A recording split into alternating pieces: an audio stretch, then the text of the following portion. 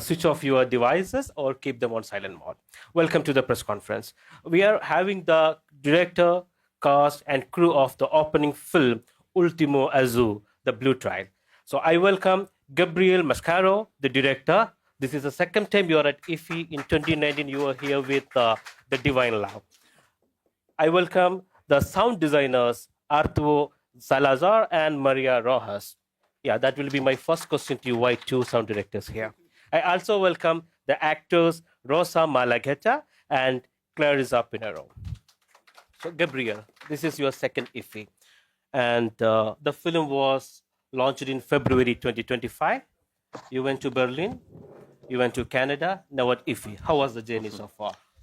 Yeah, it's been so special to be able to talk about a subject, an issue that can be quite common to different backgrounds, different cultures. So it's been really special to understand that since a very let's say Brazilian point of view, we can also be connected to the different cultures. No, you can really be touched by a Brazilian movie as we also can be very touched to an Indian movie if they are universal, if they are emotional. So we are here for sharing stories. So I'm so happy that our movie can touch you.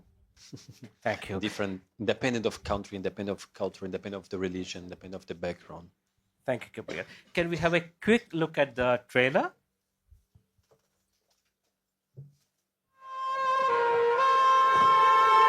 O que está acontecendo aqui? Senhora Tereza, dona da casa? Aham. É uma homenagem do governo. Homenagem? É, por conta da sua idade. Mas desde quando uma pessoa é homenageada só porque ficou velha? Abordagem de documentos. Ainda faltam 3 A anos. senhora precisa comparecer na prefeitura com urgência. Eu vou ter que andar no catavelho.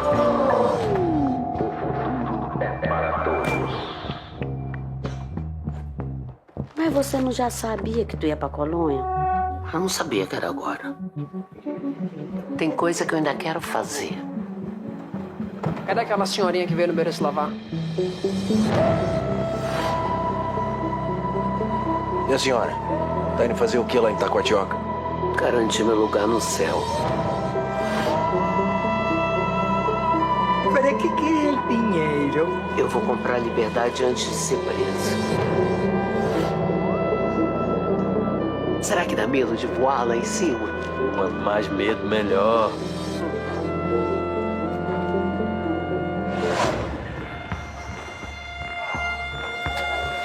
Você não tem medo da polícia, não? Ninguém pode fazer nada comigo.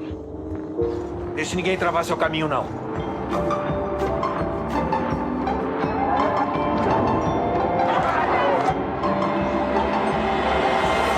Dizem que ele tem poder de encanto. Tu vai ver o que tu nunca viu.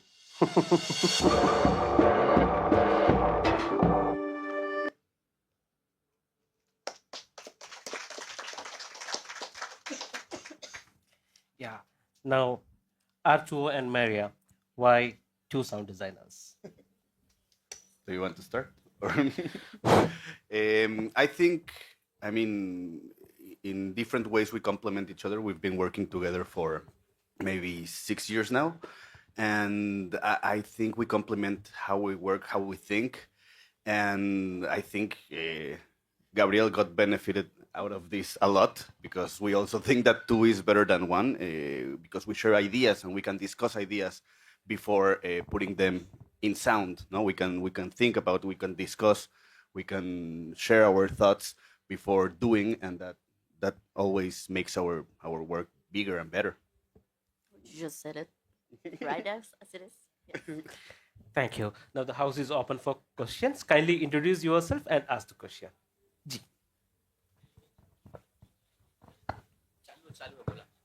Hello. Congratulations to the whole team. Yesterday I saw the film. It is really disturbing. And it is a universal film. And technically it is made very well. And my question is, why you made a kind of an adventurous journey that lady would take, in spite of her, this one, she does an adventurous journey. It shows that she has got the spirit even though the government may consider her as aged and all, and it is really disturbing. And why adventurous journey? Actually, I was initially inspired by my grandmother, and she's now 97, and but when she was 80 years old, she started painting when my grandpa just passed away. And I was very inspired about someone that in the late 80s can restart creating new meaning for her life. And we didn't have any background of artists in our family, so it was very touching for me to see her developing something new, because we associate the elderly people that they are not developing something new. It's general. When we talk about them, we connect them to the past. No, it's about nostalgia. It's about elderly people nostalgic, say, "Oh, my glorious time that doesn't come back anymore. It was to be so great, my youth, when I was young." No, it's always about these lemurials, nostalgic. And in the movies in general, there is not a lot of movies in the world with elderly protagonists. So in general, they are about nostalgia, or they are about the ending of life, about terminal illness, something that they are like, the friends are also dying. So there's not, I didn't find movies about the present. And for me, it was very important to start thinking about elderly as a body able to rediscover the present, to start new things, to start discovering themselves, starting a new meaning for life, pleasure, having pleasure. The body is still alive, and that was the message of the movie. To look at this character, that she is able, even a woman, no. As you know, we face a lot of machista society. So for this movie, it was very important, as a Brazilian machista country, to think about this woman able to rediscover herself, rediscover, create a new kind of complicities, rediscover her sexuality, find new connections. And yes, and I hope the movie can share this kind of inspiration that talk about freedom in the end. That's the movie. It's universal. It's a movie about freedom, and we connected with her from this perspective. Thank you. So, Yes, to Gabriel Mascaro, how you react when this film was selected to the International Festival of India, and is one of the topmost festival in the Indian government. And this festival has two, three elements of nature, environmental, and the old age factor also. And how tough was you to take acting with that elderly people into the screen? And does the really Brazilian government to take care of the elderly people into the fold? The taking the vehicle with a caged one, there's something little hurting. Elderly people should be respected, but they take as a stray animals, And that lady Teresa fears to enter there to that section actually. And is it your first film as a feature? And you have been experienced with the environmental films, and was it really good when you are taking the snail, the blue liquid in the eyes? Does it do really exist, or it's your own story? And the fight of white and red fish, how you shot the climax scene, It's just you're putting in that in front of the audience, but when you've taken the shooting part, it's really tough. Yeah. Thank you. I'll try to answer all the questions, but resume. I will actually. It's a fiction. The majority of things in the movie, there is no wrinkle wagon taking elderly people like stray dogs. It's more like a absurd fiction, speculative fiction that I would try to propose in terms of absurdity. How can we deal with this suspended reality? But also it really talks about us, because we know that some people know that it doesn't exist, but it could exist, and not only in Brazil. It something the society could change very fast in terms of how do we understand this non-productive body, because we are facing every time more and more a capitalist society where you are recognized by the way you produce. When you think about this non-productive body, the adult one, in this context of society, we thought about this Brazil productivity, and so yes, it's not real. And the blue snail also is not real, but actually you can find a lot of equivalents that are for real. You have a lot of psychotropics in the fauna and flora in Brazil, like ayahuasca, some roots, some leaves, some animals, some frogs, that the skin can really give you some some expand your conscience, I would say. But in general, there are very associated to some rituals, indigenous rituals in Brazil, and that's why I prefer not using a real one, because in respect of some religions of the people, I prefer to create by fiction my own allegory to represent and talk about these psychotropics. So the blue snail is like a equivalence of what there is already. And did I no half of the question? The fish fighting. The fish fighting is curious. There is a mix of CGI, visual effects, and a mix of real footage. So it's a mix. But there is this kind of species of fish in Brazil called betta fish, and they can be like they can fight for the territorialist fish, but not that emotional like that, because the sound designer make everything more like that's why it's it's because the sound is very impressive that makes us very connected. So yes.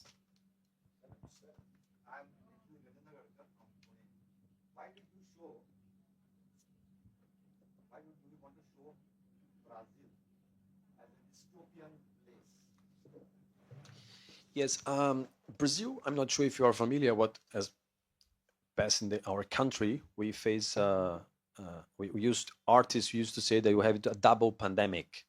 We have the pandemic and we have our government Bolsonaro. We could be like equivalent of another pandemic. In Brazil, he's quite conservative against artists.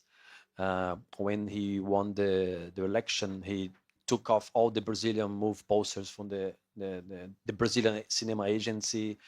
He shut down the Ministry of Culture. So in a country like Brazil, that's very well known by Brazilian culture, it was very sad for the Brazilian people. So yes, and the reality is being very dystopic, I would say, for Brazilian people, like observing the politics. We are facing lots of politician issues, and yes, so it's a way to respond to this suspended realpolitik and find a way to talk and create a conversation of what's going on, from the absurdity, from this almost dystopic. And the funny thing is, not the movie is not even future. It could be the past. No, it's a suspended time. There is no new technology in the movie that suggests the movie in the future. It's more about a suspended reality that deals with something that we can recognize.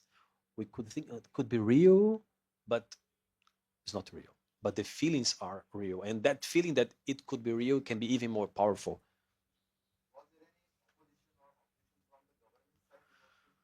No, actually, during Bolsonaro, I had already the funding secured to make the movie, but he just like freezed the fundings, so we couldn't make the movie like easily, because the bureaucracy was a bit strict, but not that kind of strict censorship, official censorship. So after that, we was able to make the movie when Lula came back to the government. Ma'am, you're audible. Hello. My name is Elsa, and my question is to Gabriel Mascaro. So, this film is already premiered at London BFI Festival, then Toronto Festival as well. And now it has come to IFFI, which is a huge thing for Indian audience, definitely. So, what is different from the kind of reactions of how the audience there have perceived the movie, And what are the kind of reactions that you're getting from an Indian audience with respect to breaking age-related stereotypes and stuff? Is there anything particular that is different with respect to the reactions? And what kind of conversations would you like for the audience to take away after watching the movie? Yes, it's interesting because we tend to imagine that a different culture can really react differently, but it's not that much, because I think you are contemporary society. Like you have access for different kind of movies in different contexts.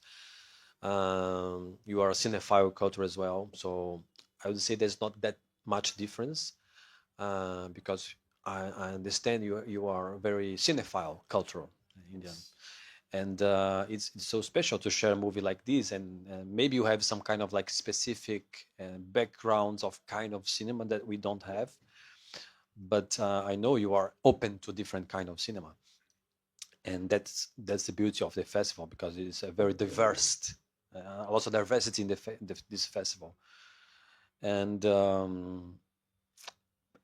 for example, even for Brazilian upper class doesn't travel to the Amazon region. So even for Brazilian people from São Paulo and Rio, this movie can be maybe more eccentric and more exotic than for you, because you are Goa, so you are more connected to nature, connected to different. So Brazil also is a huge country, and you can have maybe more difference in terms of reaction or reception, depends of the region in Brazil.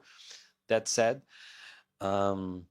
no, it's been so special to understand that the movie can connect us for more universal aspects, because talks about freedom, talks about the right to dream, and the right to dream is for everyone. Yeah, before the next question, Rosa and Clarissa, what was the brief from Gabriel to you? What was the brief given to you?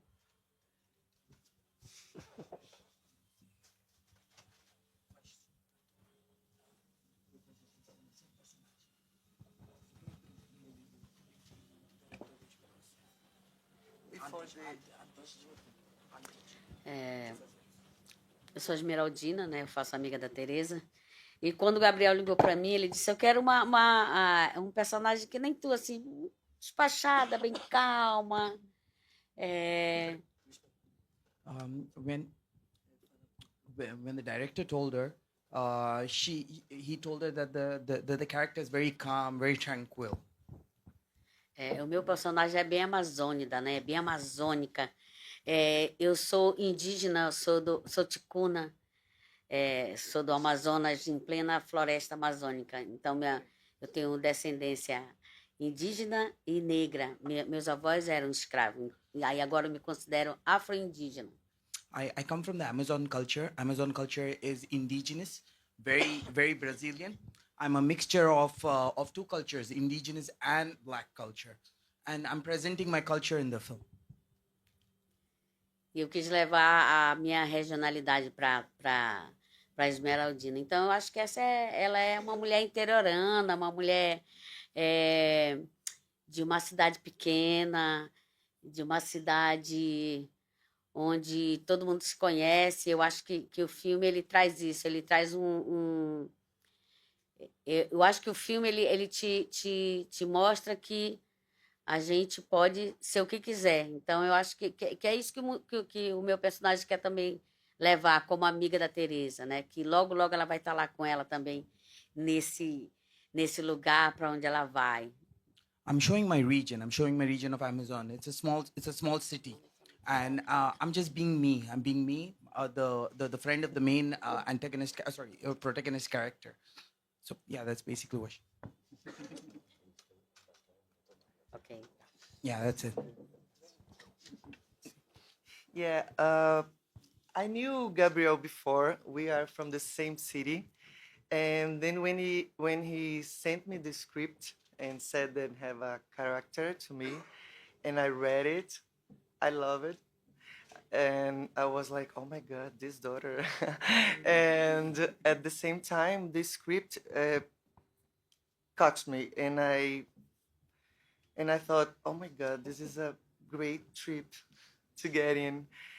And I was very happy to have the opportunity to work with him a friend and someone that I admired all his movies, and I was very pleasant and happy, pleasant for the invitation. Yeah. So. My question's open to any of you. Goa actually feels very proximate to Brazil in a lot of different ways, almost like a cousin of sorts. Is there anything about Goa or its people that has reminded you of home so far? That's a funny story because I was writing the screenplay 6 years ago, and I still was in doubt about where to shoot which part of region in Brazil. When I came here, I was like, yes, of course, I must shoot in the Amazon region because this is the most equivalent of Goa I could find. And then I was very obsessed about the casinos because we don't have that culture in Brazil in casino anymore. Not in the river context. It was very it can be work very well for the movie as well. So I create this equivalent of the Majestic Club casino and the fish fighting in the movie. We have this fish fight casino, and adapt a few elements that were inspired actually in Goa, and yes, and also a few dress of the Goa police, very like tailored, like tropical, beautiful like shirts. I would say like for tropical this, and because in Brazil we have different kind of fashion. So I was also a bit inspired of the fashion of the Goa police.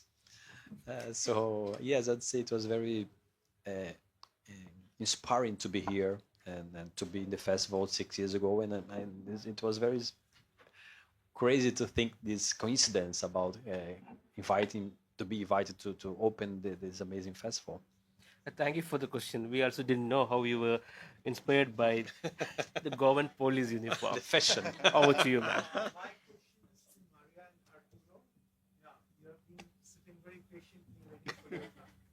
So I was once interviewing Woody Allen. He told me that sound design is the most under-acknowledged element of filmmaking. And he said that if you change the music of a particular scene, it changes the entire context of the scene and film. So how challenging was it for you to sound design for the movie? Or was it a child's play for you? No. No. It was no child's play. Do you want to start? Well, first, Gabriel had this idea of how he wanted to sound it very, very clear. So we had a lot of conversation. Actually, it was like every day we were having a conversation, and it was like, work that we were doing together, very, very close. I mean, not in the same place because we were in different countries when we were working on the sound design, but working very, very close. And well, you want to add something, but no. But no, it was very interesting the way that he was explaining what he wanted to sound like. For example, he was very, very preoccupied for like the weight of the body and how the footsteps, for example, how they should sound, and that's like very unusual sometimes to have a director to be so delicate about each sound. Delicate means paranoid, maybe. But also like he also like makes some drawings about the both mechanisms. So like, for example, I don't know, like as you can see in the poster, every time that the wheel, I don't know how to say that, Steering. The wheel, was like moving, he was imagining like this whole system behind the boat, under the boat, and he was explaining and drawing so we could like imagine how this should sound. And all the time he was sending us videos and sounds from very different things that I don't want to say because they were a huge variety of sounds, but that makes us that was so helpful, and that was very, very fun because we were just trying to portray what he had in his mind. and that was amazing. Just a joke. You can't imagine which kind of sound you use to emulate the sound of the snail, you know, like that. It's that. He was just sending voice notes to us, like it has to sound like this. No, voice notes and videos of like with his face on like in front of the camera, like we need the snail to sound like every day, like, oh, Gabriel, you're crazy, okay. And to be honest, Gabriel is probably one of the directors that cares more about sound that we've worked with. Since the very start, he told us in the first meeting, like, sound is very important to me. Like, this is not the first interview with a sound designer for this movie. Like, this is very important to me. And we realized that it was true. Like, he had so many ideas. He had a whole concept of a lot of things, like what Maria was saying about the boat. Like, after every meeting, when he described the boat, like, was that meeting real? Like, this guy is crazy. Like, he's describing things I cannot see in that movie, but let's do it. And it was so much fun. And at the end, it wasn't easy, but it was so much fun because we learned so much about Gabriel. We learned so much about the Amazon and how the Amazonia sounds. We learned so much about film because every time we make a film, we learn something new. And this movie was a learning experience and a wonderful thing to do. And more so, knowing that it's touching so many people now. I will feel really grateful about being in this movie. Yeah. Also, we worked the whole process without the music, so that was a surprise for us at the end. It was of course the work in the music is just amazing, but we were just working without. So we built a whole landscape, just imagining every detail. And that was great because that in the end I think he had like so many possibilities to create different approaches for each scene. And then when the music came in, it was just like perfect. Great. Ma'am. Boa tarde a vocês e bem-vindo a Goa. Parabéns para este filme. I'm Runa Agarwal from Doordarshan, which is our national television organization. And my question, Gabriel, is for you. With your background in documentaries as well as now fiction and feature, IFFI has been working over the years to try and champion documentaries. There have been various conversations right where you're seated about us needing to do more and to champion the cause of documentary filmmakers, because there are so many stories out there that when you're looking at fiction and feature don't actually reflect life, maybe just in a country like ours, which is so diverse. But with your experience in both, what are the kinds of challenges that you see in one and the other? And do you have a preference? Very difficult question, but I would say sometimes I have no I would say proper answer for that, but yes, I start doing documentaries, and at some point I start reflecting how important and how inside of documentary we must to observe that there is also performance. It's not about real, it's about how the people would like to be seen. And the way that people would like to be seen can be even more real than the people, than what they are. So it's for me, the interesting about documentaries is the play, how the director and the characters are playing about are dealing about how they want to be seen, or how want to be shown, or how want they show to portray it, there is like a fine line about how to deal, almost like that, because for me, like, there is no reality, there's no reality, but what there is the way that I want to represent something, and you want to represent something as well, and we are dealing.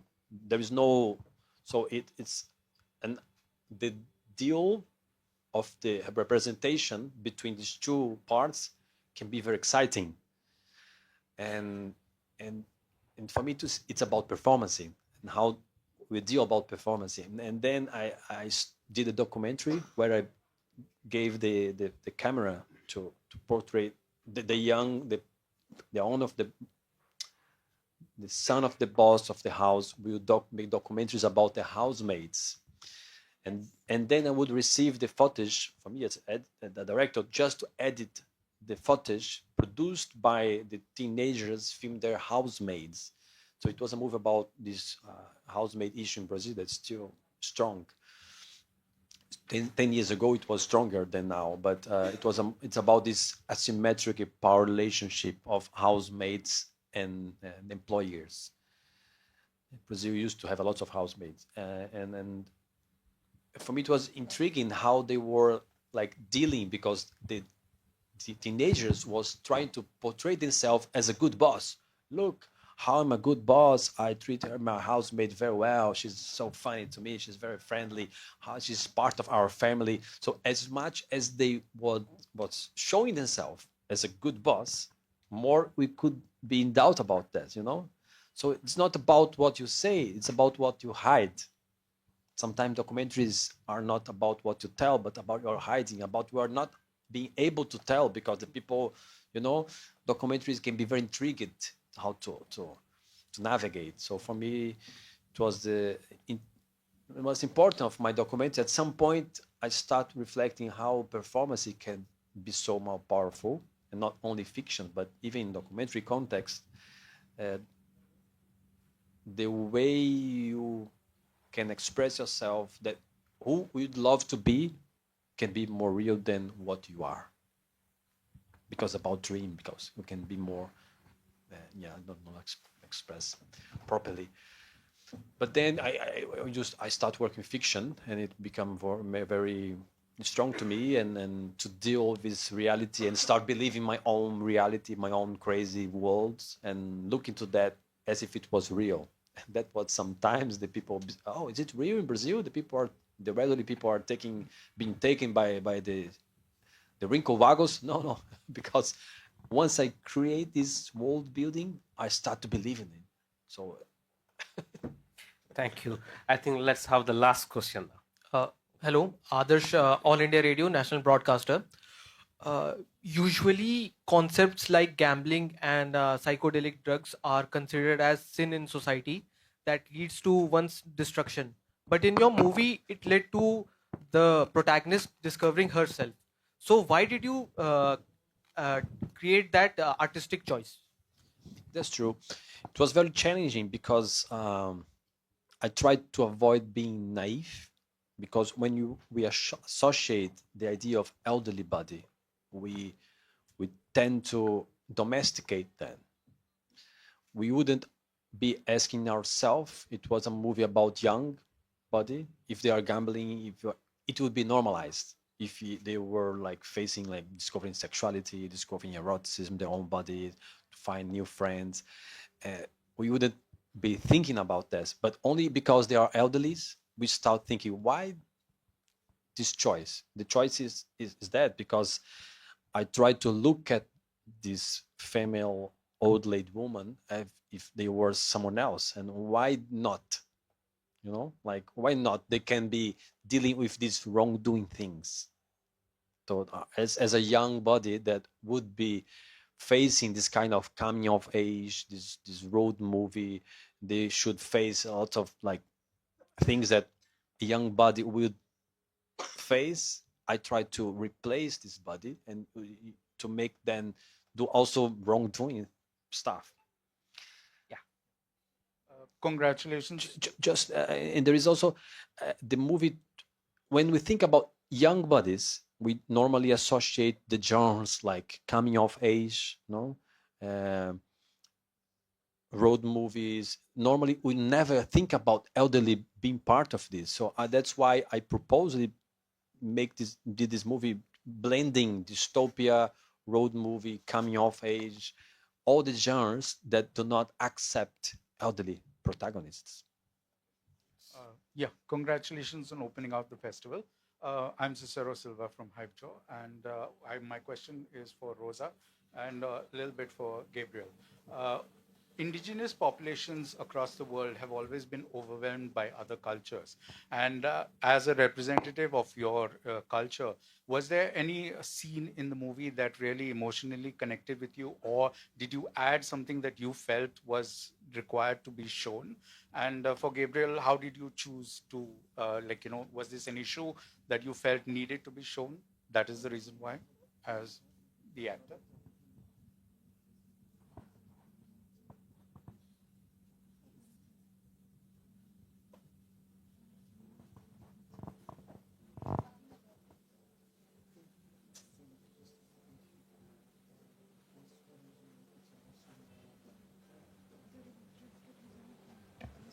Eu acho que todo filme me identifica. Eu estou identificada no começo ao final do filme. Porque apesar de eu estar no filme, tem outros artistas dentro da minha região, dentro dessa película.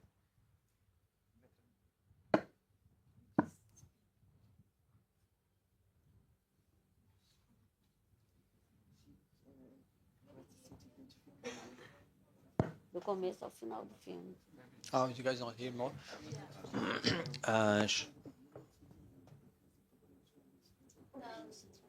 So she's so she's saying that from the starting and the end of the film, she identified herself and she feels so connected to the film as because of the similarity in the region. Gabriel, would you like to add? Yes, we have a few challenges when you talk about Amazon region. There is a huge demand of representation. I know that there's not a lot of stories in Brazil cinema about Amazon region. In general, when there are movies about the majority of are international documentaries about the nature, about the animals, the wildlife. So there's a huge demand of artistical approaches, and for this movie, it wasn't necessarily a movie about indigenous. It was about elderly subject. But of course, when you make a movie in this context, you are also talking indirectly about that as well, and bringing that and working with the whole scene of artists that are amazing from the region. They have a strong culture in terms of theater. She comes also from theater, and lots of people work. So it was very special to have more than 20 actors and actresses from Amazonas that work in the movie. And hopefully more and more films can come from that region directed by people from that region, because I think they have a huge demand of recreating a different point of views for the region, because are normally represented by people for someone else, for different regions.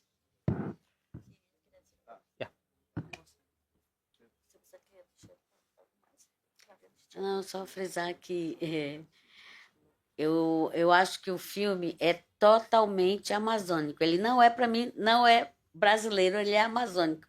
Ele é a floresta, ele é a cara do nosso povo. Eu acho que o Gabriel disse assim, eu quero fazer um filme, a cara da Amazônia, e ele fez. He's saying that this film is more about the Amazon than the Brazil. So she feels like so connected. Thank you, Rosa. Thank you, Gabriel.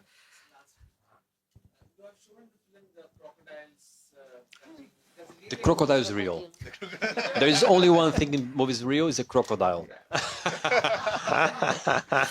At least one. That's intriguing, because when I was thinking about this, I'm going to make a very crazy scene. It would be lovely to have this crocodile. Let me check if they exist. And exist.